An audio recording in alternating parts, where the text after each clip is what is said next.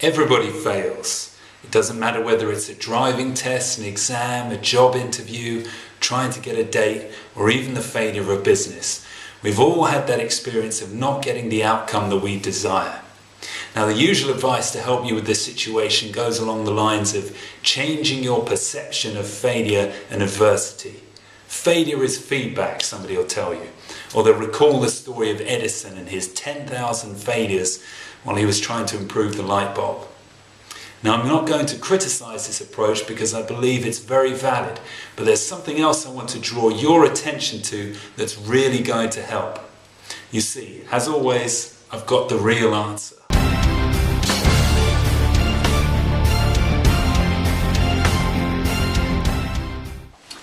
If you're looking for a way to overcome the self-esteem crushing effects of adversity and failure, then what you need to remember is this.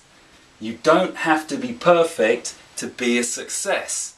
Okay, so this sounds obvious enough, but let me explain and give you some stats. Now, most people's reaction to constant failure is to allow it to affect their self-esteem. I'm a loser, they might tell themselves.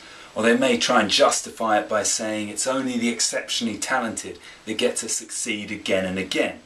However, you can't fall into this way of thinking because not only is it damaging, it's simply not true. In fact, the people we consider the greatest successes have probably failed many more times than you. To illustrate this point and show you what you should be looking for, I just want you to take a look at this picture I've got hanging on my bedroom wall. Now, this picture won the first place prize in the Endangered Species category for the Wildlife Photographer of the Year Awards in 2013. Taken by a Japanese photographer called Toshiji Fukada, he camped out in the Siberian wilderness for 74 days in the hope he could catch a glimpse of the rare Amur tiger. However, it wasn't till day 50, with 49 days of seeing absolutely nothing, that he finally caught a glimpse of the tiger going to the shore. He then stayed on a further 24 days and didn't get any more shots. So in total, that's one photograph from 74 days, giving his trip a success rate of 1.3%. Total failure, right? Wrong, and this is the point I'm trying to make.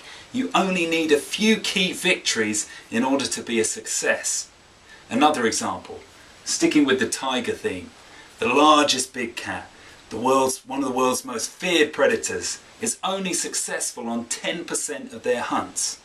And finally, A.P. McCoy, the Michael Jordan of horse racing, champion jockey for the last 18 years, only wins 26% of the races he enters. So even the people at the pinnacle of their profession fail many more times than they succeed. So what does this all mean? The one thing I want you to take from this video is to learn from your failure and then to ignore it. Don't for a moment let it bother you, and don't ever start believing that you're a loser. Keep going and going, because if you persist, you'll experience those few key victories that'll bring you success. And I'm not telling you this as someone who's breezed through life and never had to fight or struggle. I've had to grind out every result I've ever attained. You probably heard me talk about my book in previous videos. It took me 4.5 years and 4 rewrites to complete. It's 80,000 words long, but I probably ended up writing closer to 500,000. There's a link below if you want to check it out. Oh, and then there's girls. Now, some of you may find this hard to believe, but for 7 years I went without a date. But I kept going, learned what I needed to change, and eventually turned it around.